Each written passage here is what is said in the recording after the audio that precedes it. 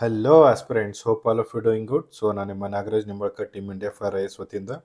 So ನಮ್ಮ regular aspects ಇರ್ತಕ್ಕಂಥ daily answer writing ಚಾಲೆಂಜನ್ನು ನಾವಿಲ್ಲಿ ನೋಡೋದಾದರೆ, ಸೊ ಡೇ 21ಗೆ ಇರ್ತಕ್ಕಂಥ ಒಂದು ಕ್ವೆಶನ್ ಅಂತ ನೋಡೋದಾದರೆ, ಪ್ಯಾಸೇಜ್ ಆಫ್ ಬಿಲ್ ಸ್ಪೆಸಿಫಿಕ್ ಆಗಿ ನಿಮಗೆ ಕಾನ್ಸ್ಟಿಟ್ಯೂಷನಲ್ ಅಮೆಂಡ್ಮೆಂಟ್ ಬಿಲ್ಲು ಮತ್ತು ಒಂದು ಲೆಜಿಸ್ಲೇಟಿವ್ ಬಿಲ್ಗೆ ಇರ್ತಕ್ಕಂಥ ಡಿಫ್ರೆನ್ಸಸ್ ಏನು ಅಂತ ಕೇಳಿದ್ದಾರೆ, ರೈಟ್.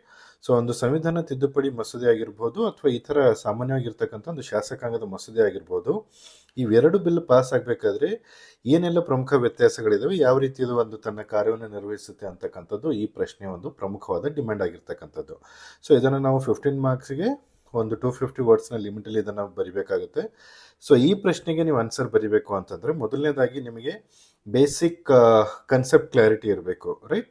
ಸೊ ಒಂದು ಬಿಲ್ ಅಂದರೆ ಏನು, ಯಾವ ರೀತಿ ಅದು ಆ್ಯಕ್ಟ್ ಆಗಿ ಕನ್ವರ್ಟ್ ಆಗುತ್ತೆ ಅಂತಕ್ಕಂಥದ್ದು. ಸೊ ಅದನ್ನು ಇವಾಗ ನೋಡೋಣ. ಸೊ ಇದರಲ್ಲಿ ನಾವು ಇಂಟ್ರೊಡಕ್ಷನ್ ಆಸ್ಪೆಕ್ಟ್ಸಲ್ಲಿ ಬಿಲ್ ಬಗ್ಗೆ ನೋಡೋದಾದರೆ, bills are the proposals for the new laws or amendment to the existing laws that are presented for debate and approval or rejection before the parliament ಅಂತಕ್ಕಂಥದ್ದು. ಇವಾಗ ಯಾವುದಾದ್ರೂ ಒಂದು ಹೊಸ ಕಾನೂನು ಆಗಿರ್ಬೋದು, ಆಲ್ ಟುಗೆದರ್ ನ್ಯೂ ಲಾ ಆಗಿರ್ಬೋದು, ಅಥವಾ ಆಲ್ರೆಡಿ ಎಕ್ಸಿಸ್ಟೆನ್ಸಲ್ಲಿ ಇರ್ತಕ್ಕಂಥ ಲಾವನ್ನು ಏನಾದರೂ ಅದಕ್ಕೆ ತಿದ್ದುಪಡಿ ಮಾಡೋದತ್ತೆ ಅಂತಂದರೆ ಅದನ್ನು ನಾವು ಮೊದಲನೇದಾಗಿ ಬಿಲ್ ರೂಪದಲ್ಲಿ ಅದನ್ನು ಇಂಟ್ರೊಡ್ಯೂಸ್ ಮಾಡಿರ್ತೀವಿ, ರೈಟ್. ಸೊ ಈ ಬಿಲ್ಲನ್ನು ಇಂಟ್ರೊಡ್ಯೂಸ್ ಮಾಡಬೇಕಾದ್ರೆ ನಿಮಗೆ ಮತ್ತೆ ಎರಡು ರೀತಿಯಾದ ಬಿಲ್ಗಳು ಬರುತ್ತೆ, ಒಂದು ಪಬ್ಲಿಕ್ ಬಿಲ್ಲು, ಇನ್ನೊಂದು ಪ್ರೈವೇಟ್ ಬಿಲ್ ಅಂತಕ್ಕಂಥದ್ದು, ರೈಟ್.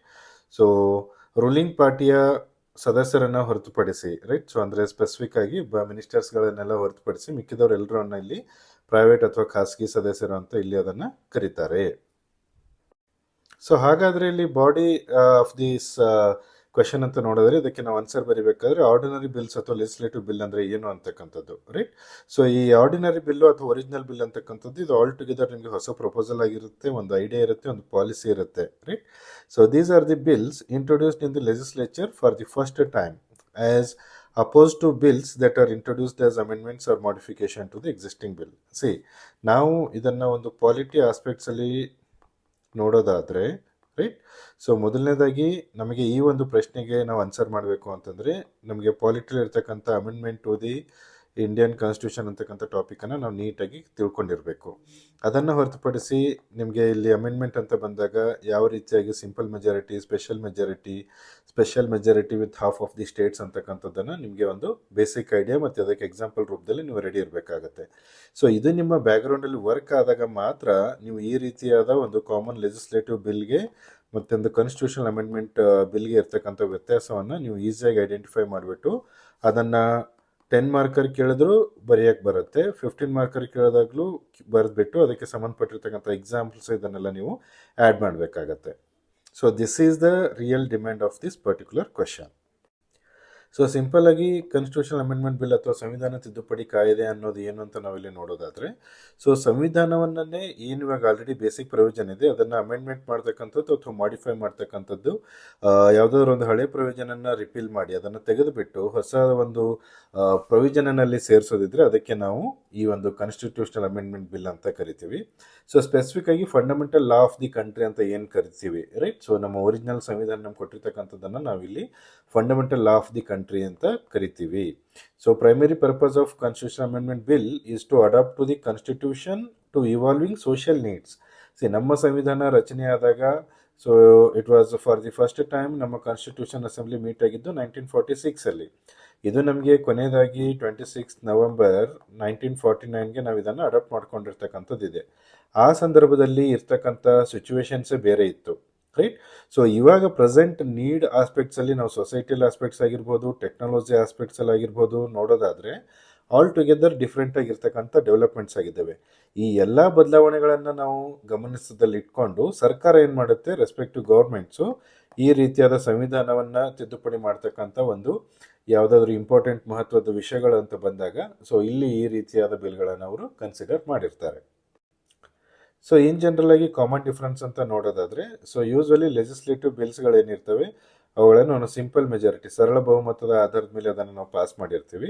ಸೊ ಯಾವಾಗ ನಮಗೆ ಕಾನ್ಸ್ಟಿಟ್ಯೂಷನಲ್ ಸಂಬಂಧಪಟ್ಟಿರ್ತಕ್ಕಂಥದ್ದೊಂದು ಬಿಲ್ ಬರುತ್ತೆ ಅದನ್ನು ನಾವು 3 ರೀತಿಯಾಗಿ ಅದನ್ನು ವಿಂಗಡಣೆ ಮಾಡ್ಬೋದು. ಮೊದಲನೇದಾಗಿ ಸಿಂಪಲ್ ಮೆಜಾರಿಟಿ, ಫಾರ್ ಎಕ್ಸಾಂಪಲ್ ಯಾವುದಾದ್ರು ಇವಾಗ ಜ್ಯೂರಿಡಿಕ್ಷನ್ ಆಫ್ ದಿ ಹೈಕೋರ್ಟ್ ಏನಾದರೂ ಚೇಂಜ್ ಮಾಡೋದಿತ್ತು ಅಂತಂದರೆ ಆ ಥರಕ್ಕೆ 2/3 ಆಫ್ ದಿ ಮೆಜಾರಿಟಿ ಅಂದರೆ ವಿಷಯ ತುಂಬ ಇಂಪಾರ್ಟೆಂಟ್ ಆಗಿರ್ತಕ್ಕಂಥದ್ದು. ಮತ್ತು 2/3 of the majority with ratification by not less than 1/2 of the states ಅಂತಂತಂದರೆ, ಸೊ ಉದಾಹರಣೆಗೆ GST, ರೈಟ್. ಸೊ ಈ ರೀತಿಯಾದ ಬಿಲ್ಗಳು ನಿಮಗೆ ಈ ಎಕ್ಸಾಂಪಲ್ಸ್ಗಳೆಲ್ಲ ತುಂಬ ಇಂಪಾರ್ಟೆಂಟ್ ಆಗುತ್ತೆ. ಸೊ ಇಲ್ಲಿ ನಮಗೆ only parliament and not the state legislature is competent to amend the constitution. ನಾವು ಸಂವಿಧಾನ ತಿದ್ದುಪಡಿ ಮಸೂದೆನ ಏನಾದರೂ ಇಲ್ಲಿ ಇಂಟ್ರೊಡ್ಯೂಸ್ ಮಾಡಬೇಕು ಅಂದರೆ ಅದು ಕೇವಲ ನಮಗೆ ಪಾರ್ಲಿಮೆಂಟಿಗೆ ಇರ್ತಕ್ಕಂಥ ಅಧಿಕಾರ ಇದೆ. ನಮ್ಮ ರಾಜ್ಯ ಸರ್ಕಾರಗಳಿಗೆ ಯಾವುದೇ ರೀತಿಯ ಅಥವಾ ನಮ್ಮ ರಾಜ್ಯ ವಿಧಾನ ಪರಿಷತ್ಗಳಿಗೆ, ವಿಧಾನ ಮಂಡಳಿಗಳಿಗೆ ಯಾವುದೇ ರೀತಿಯಲ್ಲಿ ಅಧಿಕಾರ ಇಲ್ಲ, ರೈಟ್. ಸೊ ಇನ್ ಕೇಸ್ ಏನಾದರೂ ಡೆಡ್ಲಾಕ್ ಆದರೆ, ಅಂದರೆ ಇತ್ಲಾಗೆ ಲೋಕಸಭೆನೂ ಮತ್ತು ಈ ಕಡೆ ರಾಜ್ಯಸಭೆನೂ ಏನಾದರೂ ಈ ಒಂದು ಬಿಲ್ಗಳಿಗೆ ಸಂಬಂಧಪಟ್ಟಿರ್ತಕ್ಕಂಥದ್ದು ಒಂದು ಒಮ್ಮತ ಮೂಡದೇ ಇದ್ದಾಗ ಅಲ್ಲಿ ಜಂಟಿ ಅಧಿವೇಶನ ಕರೀತಕ್ಕಂಥ ಅಧಿಕಾರ ಯಾರಿಗಿರುತ್ತೆ? ಪ್ರೆಸಿಡೆಂಟ್ ಅವರಿಗಿರುತ್ತೆ. ಈ ರೀತಿ ಜಂಟಿ ಅಧಿವೇಶನವನ್ನು ಕರೆದಾಗ ಅದನ್ನು ಸ್ಪೀಕರ್ ಆಫ್ ದಿ ಲೋಕಸಭಾ ಅವರು ಆ ಒಂದು ಅಧ್ಯಕ್ಷತೆಯನ್ನು ಇಲ್ಲಿ ವಹಿಸಿರ್ತಾರೆ, ರೈಟ್. ಆದರೆ ಇಲ್ಲಿ ಇಂದು ಇಂಪಾರ್ಟೆಂಟ್ ವಿಷಯವನ್ನು ನಾವು ಗಮನಿಸಬೇಕಾದ್ರೆ, ಸಂವಿಧಾನ ತಿದ್ದುಪಡಿ ಮಸೂದೆಗೆ ಯಾವುದೇ ರೀತಿಯ ಒಂದು ಜಾಯಿಂಟ್ ಸೆಟ್ಟಿಂಗ್ ಇಲ್ಲ, ರೈಟ್.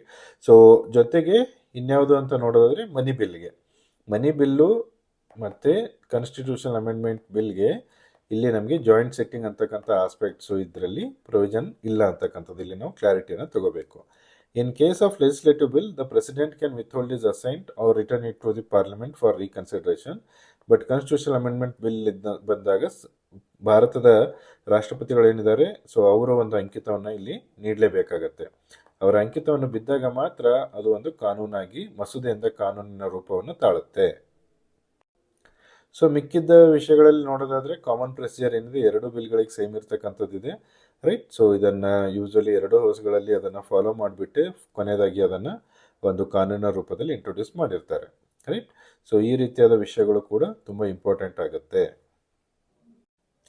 ಸೊ ಈ ರೀತಿಯಾದ ಪ್ರಶ್ನೆಗಳಿಗೆ ಒಂದು ಕನ್ಕ್ಲೂಷನನ್ನು ಬರೀಬೇಕಾದ್ರೆ ನಮಗೆ ಸಂವಿಧಾನ ತಿದ್ದುಪಡಿ ಮಸೂದೆ, ರೈಟ್, ಜೊತೆಗೆ ಮತ್ತು ಸಾಮಾನ್ಯ ಮಸೂದೆ, ಆರ್ಡಿನರಿ ಬಿಲ್ ಅಂತಕ್ಕಂಥದ್ದನ್ನು ಕೇಳಿರ್ತಕ್ಕಂಥದ್ದು, ಇವೆರಡೂ ಕೂಡ ನಮ್ಗೆ ಇಂಪಾರ್ಟೆಂಟು, ರೈಟ್.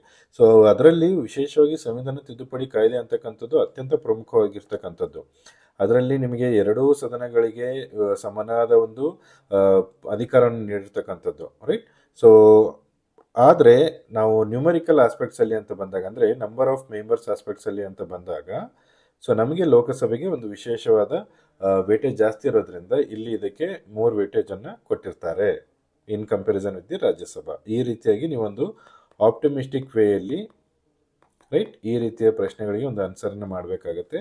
ಪ್ರಮುಖವಾಗಿ ನೀವು ಪಾಲಿಟಿಯಲ್ಲಿ ಆಗಿರ್ತಕ್ಕಂಥದ್ದಾದರೆ ಲಕ್ಷ್ಮೀಕಾಂತನ್ನು ಇದನ್ನು ಸರಿಯಾಗಿ ರಿವೈಸ್ ಮಾಡ್ಕೊಳ್ಳಿ. ಎರಡನೇದಾಗಿ ಕನ್ನಡ ಮೀಡಿಯಂ ವಿದ್ಯಾರ್ಥಿಗಳು ಯಾವುದೆಲ್ಲ ಪುಸ್ತಕವನ್ನು ಓದ್ತಾ ಇದ್ದೀರಾ ಅದನ್ನು ಕಂಟಿನ್ಯೂ ಮಾಡಿರಿ. ಜೊತೆಗೆ ಇಲ್ಲಿ ನಮಗೆ ಎಕ್ಸಾಂಪಲ್ಸ್ ಬರೆಯೋದು ತುಂಬ ಇಂಪಾರ್ಟೆಂಟ್ ಆಗುತ್ತೆ.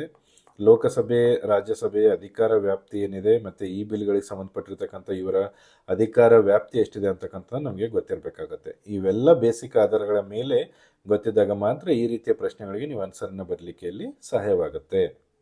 ಸೊ ಇದನ್ನು ನಾವು ಕ್ವಿಕ್ಕಾಗಿ ಕನ್ನಡದಲ್ಲಿ ನೋಡೋದಾದರೆ, ಸೊ ಮಸೂದೆಗಳಿಗೆ ಮತ್ತು ಈ ಒಂದು ಸಂವಿಧಾನ ತಿದ್ದುಪಡಿ ಮಸೂದೆಗಳಿಗೆ ಇರ್ತಕ್ಕಂಥ ಒಂದು ವ್ಯತ್ಯಾಸವನ್ನು ನಾವಿಲ್ಲಿ ಕಾಣ್ತಾ ಇದ್ದೀವಿ. ಸೊ ಇದನ್ನು ನೀವು ಕ್ವಿಕ್ಕಾಗಿ ಇಲ್ಲಿ ಇದನ್ನು ಗ್ಲ್ಯಾನ್ಸ್ ಮಾಡ್ಕೊಂಡ್ಬಿಟ್ಟು ನೀವು ಒಂದು ಬೇಸಿಕ್ ಮಾಡೆಲ್ ಆನ್ಸರನ್ನು ಬರೆದಾಗ ಇಲ್ಲಿ ಅದನ್ನು ನೀವು ಸ್ಟ್ಯಾಂಡರ್ಡಾಗಿ ಕಂಪ್ಯಾರಿಸನ್ ಮಾಡ್ಕೋಬಹುದು. ಸೊ ಮೂಲ ಮಸೂದೆ ಅಂತಂದ್ರೇನು, ಹೊಸ ಪ್ರಸ್ತಾವನೆಗಳಂತ ಕರಿತೀವಿ, ರೈಟ್. ಸೊ ಕಾನೂನುಗಳಿಗೆ ತಿದ್ದುಪಡಿ ಮಾಡ್ತಕ್ಕಂಥದ್ದಾಗಿರ್ಬೋದು, ಇವೆಲ್ಲವೂ ಕೂಡ ಇದರಲ್ಲಿ ಓವರಲ್ ಆಗಿ ನಿಮಗೆ ಟಾಪಿಕಲ್ಲಿ ಇರ್ತಕ್ಕಂಥದ್ದು.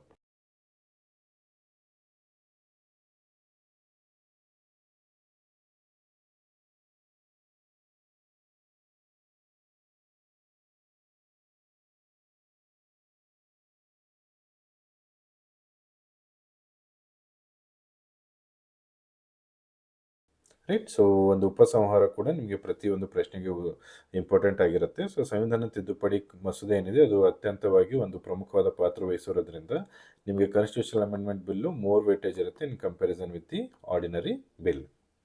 ಸೊ ಈ ರೀತಿಯಾಗಿ ಈ ಒಂದು ಪ್ರಶ್ನೆಗೆ ನೀವು ಉತ್ತರವನ್ನು ಬರೀಬಹುದು. ನಾನಿಲ್ಲಿ ಜಸ್ಟ್ ಕೇವಲ ನಿಮಗೆ ಒಂದು ಮಾಡಲು ಮತ್ತು ಇದನ್ನು ಒಂದು ಓವರಲ್ ಆಗಿ ನಿಮಗೆ ಯಾವ ರೀತಿ ನೀವು ಥಿಂಕ್ ಮಾಡಬೇಕು ಮತ್ತು ಯಾವೆಲ್ಲ ಏರಿಯಾಸನ್ನು ಕವರ್ ಮಾಡಬೇಕು ಅಂತಕ್ಕಂಥ ಒಂದು ಐಡಿಯಾವನ್ನು ಇಲ್ಲಿ ನೀಡೋ ಪ್ರಯತ್ನ ಮಾಡಿದ್ದೀನಿ. ಫರ್ದರ್ ಏನೇ ಡೌಟ್ಸ್ ಇದ್ರೂ ಕೂಡ ಕಮೆಂಟ್ ಬಾಕ್ಸಲ್ಲಿ ತಿಳಿಸಿ. ಧನ್ಯವಾದಗಳು.